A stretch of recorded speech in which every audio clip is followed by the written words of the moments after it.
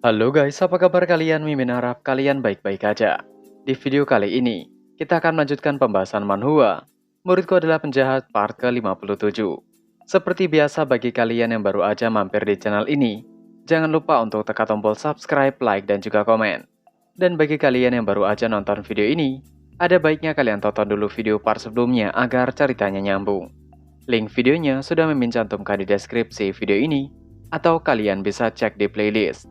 Tanpa berlama-lama, mari kita bahas tuntas. Cerita kita lanjutkan. Di pembahasan terakhir, Luzo tengah menangani Zhou Yue yang terkena sihir. Tapi basis kultivasi 8 meridian Brahma si Luzo tampak sangat lemah pada saat ini. Primalci yang baru saja dia lepaskan benar-benar dilahap oleh kekuatan sihir. Kekuatan sihir mengalir di sepanjang meridiannya dan mendorong ke arah telapak tangan Luzo. Zhou Yue tiba-tiba membuka matanya. Dia memasang senyum aneh di wajahnya dan mengatakan, "Akhirnya aku menemukanmu." Hua Wudao yang melihat itu mengatakan, kekuatan sihir itu mengalir di sepanjang meridian Zhou Yue dan mendorongnya untuk menolak tangan Luzo. Luzo langsung menggunakan kekuatan dari tulisan surgawi. Kekuatan yang tiba-tiba melonjak dari dalam tubuhnya berputar dan mendorong Zhou Yue. Zhou Yue dipukul mundur dari benturan. Ming Xin dengan segera melesat dan berada di belakang Zhou Yue untuk menangkapnya, agar Zhou Yue tidak membentur dinding. Namun kekuatan dorongan itu begitu kuat, bahkan Ming Xin tidak benar-benar dapat menghentikannya. Akhirnya dirinya lah yang membentur dinding gua. Luzo terdiam dan bergumam dalam hati. Dia tidak yakin apakah itu adalah hasil dari keinginannya atau apakah itu karena bahaya. Dia menemukan dirinya dalam kondisi pemahaman ketika dia mempelajari tulisan surgawi. Pikirannya jernih dan hatinya tenang.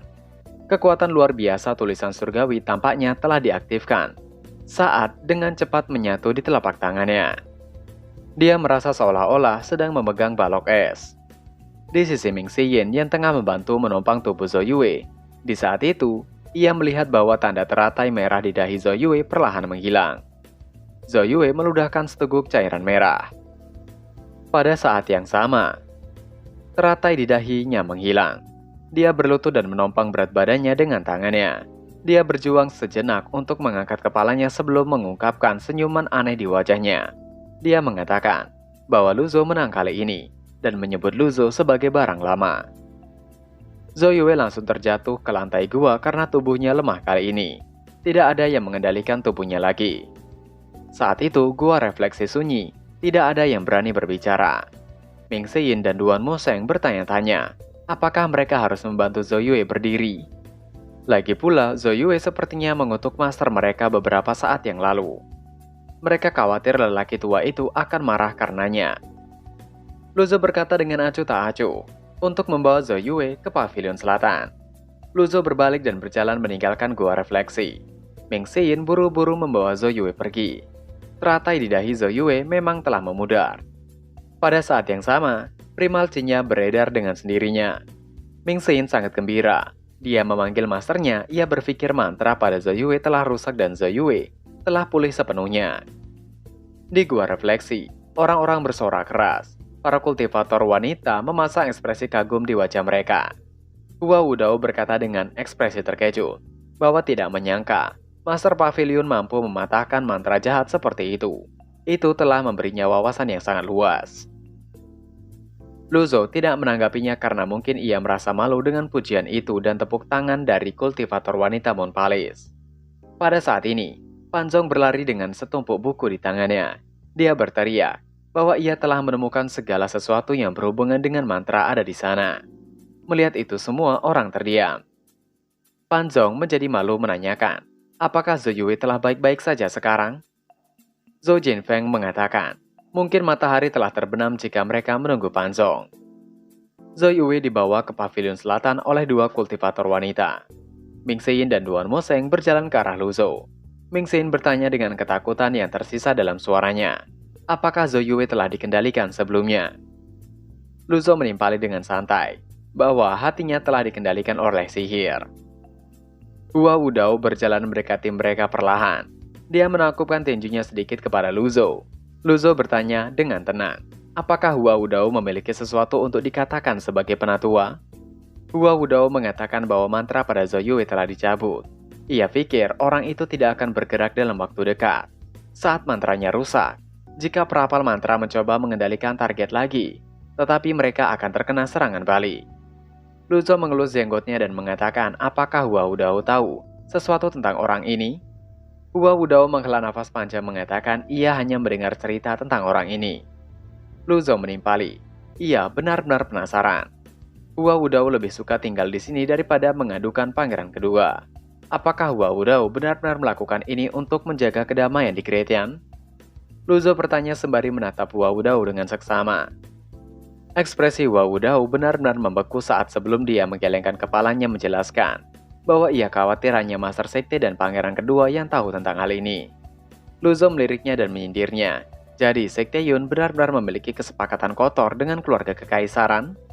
Pipi Hua Wudao memerah karena malu dan tidak bisa menjawabnya sama sekali. Luzo berkata pada Yuan untuk memberi kabar pada Jiang Ajian. Katakan padanya bahwa pedang bagus yang ia janjikan padanya sepadan dengan informasi yang ia berikan. Tapi Jiang Ajian harus datang untuk mengambilnya sendiri. Hua Wudao merasa nama itu familiar. Jiang Ajian adalah seorang pendekar pedang yang terampil. Tapi meskipun demikian, dia hanyalah karakter kelas 3 di dunia kultivasi. Mengapa Evil Sky Pavilion menghargai dia? Beberapa saat berselang setelah Zhou Yue dibawa kembali ke Pavilion Selatan, dia akhirnya sadar kembali. Lingkungan dan ingatannya akrab segera kembali muncul. Seorang kultivator melon bahagia ketika melihat Zhou Yue telah pulih kembali. Zhou Yue bertanya dengan bingung saat dia berjuang untuk duduk. Ia menanyakan mengapa ia berada di sana. Bukankah ia berada di gua refleksi? Zhou Yue masih terus menanyakan mengapa. Dengan panik ia takut akan melanggar masternya. Kultivator melon dari Moon Palace. Di sebelah Zhou Yue menceritakan apa yang telah terjadi sebelumnya. Setelah mendengar ini, dia bertanya dengan tidak percaya. Apakah kultivator wanita itu baru saja mengatakan bahwa master menghilangkan sihir pembatas dari tubuhnya? Kultivator wanita membenarkannya. Master Pavilion datang dengan memecahkan mantra sihirannya dengan satu telapak tangan. Mantra sihir itu menakutkan. Untungnya, Ming Xin dan Duan Museng tiba tepat waktu. Zhou Yue menghela nafas pelan. Dia mencoba mengedarkan primal Qi dari lautan Qi dan Tiannya. Saat dia mencobanya, dia merasa sakit di sekujur tubuhnya. Kultivator melon wanita mengatakan, pembatasan sihir baru saja dicabut. Yang terbaik bagi Zhou Yue untuk beristirahat saat ini. Tidak perlu terburu-buru berkultivasi dan mengedarkan Qi primalnya. Mereka akan pulih pada saat waktunya. Zhou Yue mengangguk dan berbaring. Setengah hari kemudian, di Evil Sky Pavilion, Luzo mendengar dua pemberitahuan. Itu adalah notifikasi bahwa telah berhasil menghancurkan sihir pembatasan dari Zhou Yue, mendapatkan hadiah 1000 merit point, dan pemberitahuan kedua tentang menyelesaikan insiden Face Dragon dan menemukan kebenarannya, mendapatkan 3000 merit point. Luzo mengangguk puas. Sekarang, dia harus menemukan cara lain untuk mendapatkan merit point.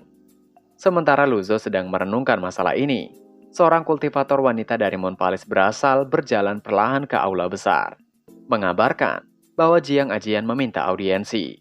Dia ada di kaki gunung. Luzo meminta untuk membiarkan segera masuk.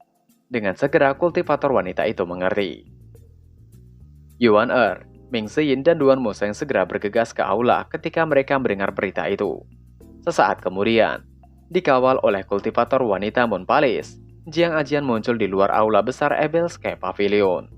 Selama perjalanannya, dia melihat sekeliling dengan rasa ingin tahu. Memutar kepalanya ke kanan dan ke kiri. Sehelai rumput terlihat di antara bibirnya.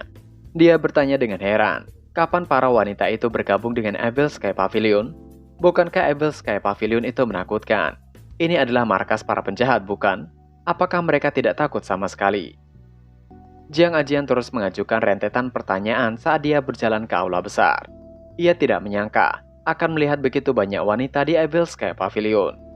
Dia mendecakkan lidah. Ia terus bergumam banyak hal, layaknya seorang yang tidak pernah melihat sesuatu yang baik. Ekspresi penasaran Jiang Ajian masih terlihat jelas di wajahnya saat dia berjalan perlahan ke aula besar. Ming Xin melihat Jiang Ajian dengan penasaran. Apakah itu orangnya? Yuan dengan mendorong Jiang Ajian masuk mengatakan, itu jelas Jiang Ajian yang tidak tahu malu jika dilihat dari kulitnya yang tebal. Duan Museng juga penasaran, karena masternya sangat menghormatinya. Orang itu pasti memiliki beberapa kualitas yang luar biasa. Jiang Ajian berjalan ke arah orang-orang di dalam aula dan melambaikan tangannya dengan malu-malu sembari mengatakan, ia tidak terbiasa dengan sambutan yang begitu besar. Ia meminta segera pedangnya diberi dan ia akan pergi.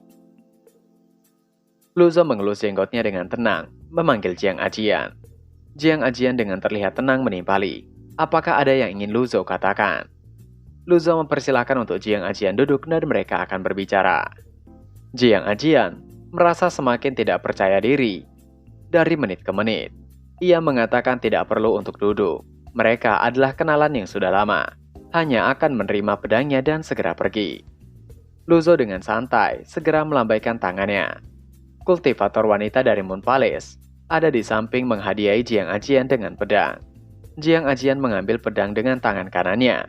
Hanya dalam sekejap mata, pedang itu hancur menjadi debu.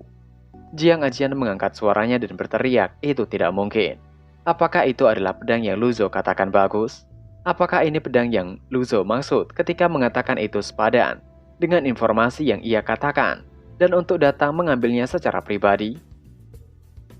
Ming Xin tersenyum misterius mengatakan, itu adalah pedang terbaik yang ada di Evil Sky Pavilion.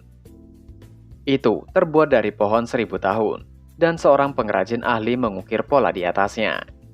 Jiang Ajian terdiam, tidak mengatakan apapun. Duan Museng menambahkan, para murid Evil Sky Pavilion belajar dan berlatih dengan pedang ini. Pedang iblis Yu Shangrong pernah menggunakan pedang ini untuk menghabisi 1000 musuhnya. Kata-kata Duan Museng sangat kuat dan bergema di aula besar. Jiang Ajian terdiam, yang kemudian mengatakan itu hanya pedang kayu, tapi mereka membuatnya terdengar sangat menakjubkan. Apakah ada orang yang akan berada di pihaknya pada saat ini? Jiang Ajian memandang Lu Zhou mengatakan bahwa hatinya merasa sedikit dingin sekarang. Lu Zhou mengelus jenggotnya mengatakan, itu memang pedang yang bagus. Apakah Jiang Ajian tidak menginginkannya? Jiang Ajian dengan sedih mengatakan, bukankah Lu Zhou mengatakan membenci pria kecil yang tidak menepati kata-kata mereka? Tidak peduli seberapa banyak Lu Zhou menghebohkan pedang kayu, itu tetap tidak akan berubah menjadi harta karun. Meskipun dirinya seorang maniak pedang, pikirannya masih sehat. Ia tidak menginginkan pedang kayu itu. Lu Zhou dengan santai menanyakan, apakah Jiang Ajian yakin? Dengan yakin pula Jiang Ajian membenarkannya. Tiba-tiba Lu Zhou mengatakan maka Jiang Ajian harus membayarnya. Jiang Ajian sekali lagi terdiam.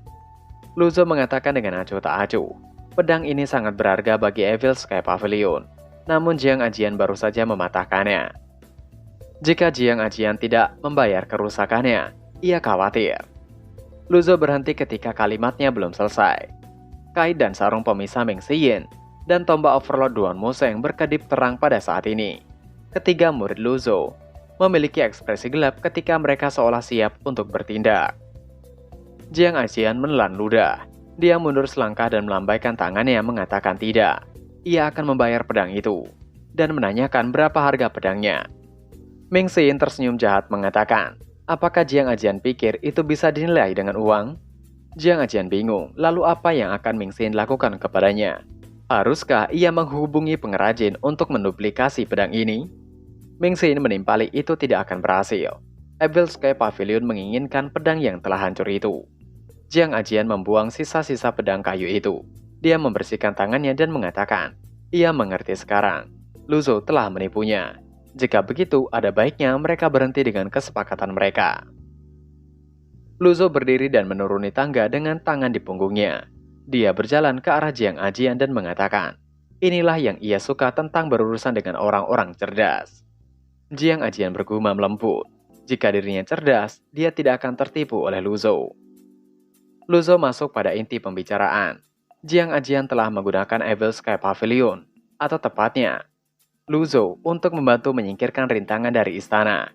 Dan Jiang Ajian adalah orang pertama yang cukup berani untuk berperilaku sedemikian kejam pada Evil Sky Pavilion. Ekspresi Jiang Ajian berubah, pucat pasi adalah warnanya saat ini. Dia mundur beberapa langkah dan berlari untuk meninggalkan aula. Tapi, pada saat ini, kultivator wanita Moon Palace berdiri berjajar, menghalangi pintu masuk Evil Sky Pavilion. Pada saat yang sama, seorang lelaki tua botak perlahan-lahan terlihat dari luar aula besar. Saat dia bergerak, 8 diagram bergerak bersamanya di bawah kakinya. 6 skrip besar terpancar dengan cahaya keemasan saat mereka mengelilinginya. Jiang Ajian hampir menangis. Dia buru-buru melambaikan tangannya. Ia tidak menyangka ada Wu Dao di sana. Jiang Ajian buru-buru mengatakan bahwa semuanya adalah salah paham. Ketika Yuan Er melihat ini, dia dengan memegang dada, bergembira mengatakan untuk segera mengunci pintunya. Ia ingin melihat kemana Jiang Ajian akan lari. Ia memerintahkan untuk seniornya, tangkap dan habisi Jiang Ajian sampai menjadi bubur. Jiang Ajian membiru ketakutan. Ia terduduk meringkuk. Melihat itu, Luzo segera memerintahkan untuk murid-muridnya mundur. Semua orang mengerti dan menyimpan senjata mereka. Cincin cahaya di tubuh Wu Dao juga menghilang seketika. Dia menangkupkan tinjunya sedikit ke arah Luzo dan berkata, apakah ini kultivator yang dikatakan mencintai pedang sampai ke tulang dan menghargai pedang sama seperti nyawanya? Salah satu dari 3 sword freak yang hebat, Jiang Ajian. Jiang Ajian menggaruk kepalanya dengan malu-malu dan berkata, itu semua terlalu berlebihan, hanya berlebihan. Luzo menggelengkan kepalanya dan mengatakan, nama Jiang Ajian hanya dimaksudkan untuk menyembunyikan identitasnya sendiri. Siapa yang mengira bahwa orang yang tidak terkendali dan bebas seperti itu adalah pangeran ketiga dari Great Yan yang agung? Keheningan mematikan menyelimuti aula besar Evil Sky Pavilion. Jiang Ajian tidak bisa mengatakan apapun ketika identitas aslinya telah diketahui. Dan chapter pun berakhir. Nah, itu tadi adalah pembahasan manhwa Muridku Adalah Penjahat part ke-57. Seperti biasa, sebelum mengakhiri video ini, Mimin ingatkan untuk kalian bahagia dan sehat selalu. Terima kasih sudah menonton video ini dan sampai jumpa lagi di video selanjutnya. Jana.